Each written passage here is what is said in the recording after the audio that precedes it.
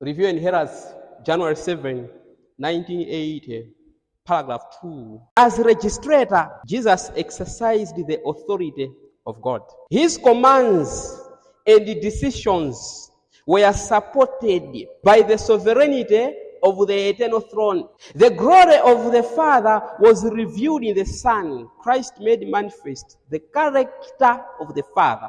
He was so perfectly, he was so perfectly connected with God, so completely embraced in his encircling light, that he who had seen the Son had seen the Father. When he faced that demon, which the disciples were failing to cast out, Christ didn't say that this demon is so strong, I will not use my humanity, I will call upon my divinity to cast it out. No. But it was the connection with the throne that gave him that victory. In other words, had the disciples also had that connection with the throne of God, they could have had the power to overcome. You see that? Matthew chapter 8, verse 27. So the men marveled, saying, who can this then? Even the winds and the sea, they obey him. They were not obeying him because he had divinity in him, but his connection with the throne of God. But the Son of God was surrendered to the Father's will and dependent upon the Father's. That's why Christ is our example, actually. He's demonstrating that by depending on the Father, you can have victory. That's the example, actually, he was setting. So utterly was Christ emptied of self that he made no plans for himself. Children of God, think about that. What plans have you made for this week?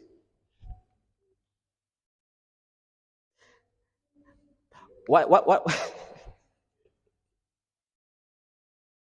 So utterly, that means so completely was Christ emptied of self that he made no plans for himself. He accepted God's plans for him. And day by day, the Father unfolded his plans. You see who is doing the planning here? It is the Father. Can we do that? Is it possible? Although we are so intelligent, we can't allow the Father to do the planning for us. So Christ surrendered all and allowed the Father to do the planning for him. That's why he could face a demon and command it, get out. Because he had the authority of the throne. This is what Review and Herald is saying. He had that support of the throne of God. John chapter 11, when Christ stood at the tomb of Lazarus, and Christ said, Lazarus, get out.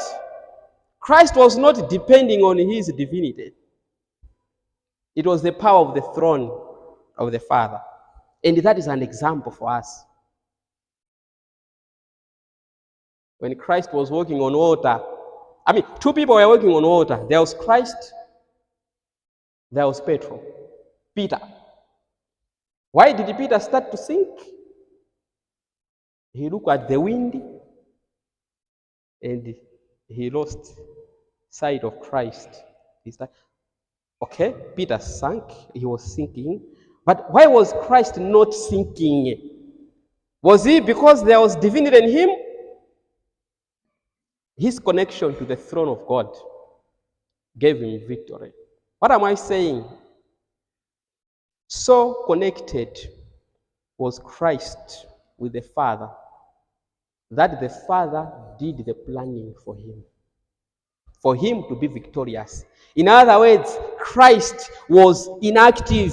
John chapter 5, verse 19, the Bible says, then Jesus answered and said to them, most assuredly, I say to you, the Son can do nothing of himself.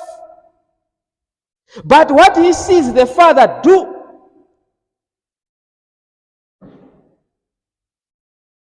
look at verse number 30. I can do myself what? The Father is doing the planning. And so it is our example. Verse 20, Galatians 2, I've been crucified with Christ, such that the life I now live, it is no longer I, but Christ in me. Christ is doing the planning.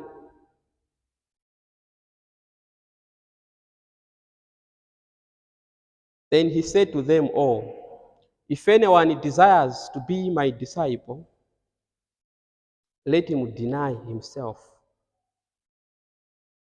and let the Father do the planning. So fully was Christ surrendered to the will of God that the Father alone appeared in his life